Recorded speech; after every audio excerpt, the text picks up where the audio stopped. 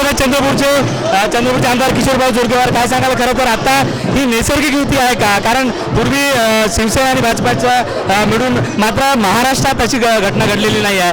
चंद्रपूर महानगरपालिकेत भाजपा आणि शिवसेनेचा महापौर आला. शिवसेना उभाटासोबत आमचं यापूर्वी होतं. शिवसेनेचे नेते शिंदे साहेब आणि चंद्रपूरच्या विकासाच्या दृष्टीने आवश्यक होतं. चंद्रपूरमध्ये काँग्रेस ज्या पद्धतीने भांडण करत होती, नेते आपसामध्ये गँगवॉर करीत होते, आपल्याच नगरसेवकाचं अपहरण करत होते, त्यामुळे हे काही विकास करण्यामध्ये आवड नव्हती. केवळ सत्ता मिळवायची, सत्तेतून पैसा मिळवायचा ही भूमिका त्यांची होती आणि ती भूमिकेला छेद देणारा चंद्रपूरच्या विकासाकरता ही युती अत्यंत आवश्यक होती आणि तो नवीन पॅटर्न आम्ही चंद्रपूरमध्ये या ठिकाणी विकसित केला. प्रभाग क्रमांक 3 मध्ये ज्या पद्धतीने पॅनल आपली निवडून आली आहे आणि आता गटनेता म्हणून आपण रैतवारी कॉलनीचे अजय ठरवला, तिथेच राजेश अडूरला काँग्रेसने गटनेता बनवला आहे. अशात मध्ये हे काय वाद मोठा करण्याचा प्रयत्न असं आम्ही मानत नाही. तो त्याच्या पक्षाचा निर्णय असतो कोणाला गटनेता करायचा, काय करायचं. राजेश अडूर सुद्धा माझे छोटे बंधू सारखेच आहेत.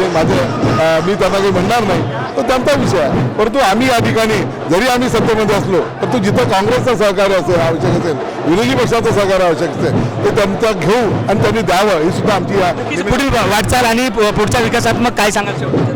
निश्चितपणे चंद्रपूरचा विकास हेच आमचा देश आहे. माननीय देवाभाऊ शहर जिल्हा त्यांच्या मार्गदर्शनामध्ये, त्यांच्या नेतृत्वामध्ये चंद्रपूरचा विकास पुढे राहायचा आणि जे उद्योग येत आता, जो विकासाची जे अनेक प्रकल्प आमचे प्रलंबित आहेत ते निश्चितपणे या निमित्तानं आम्ही पुढे नेतो.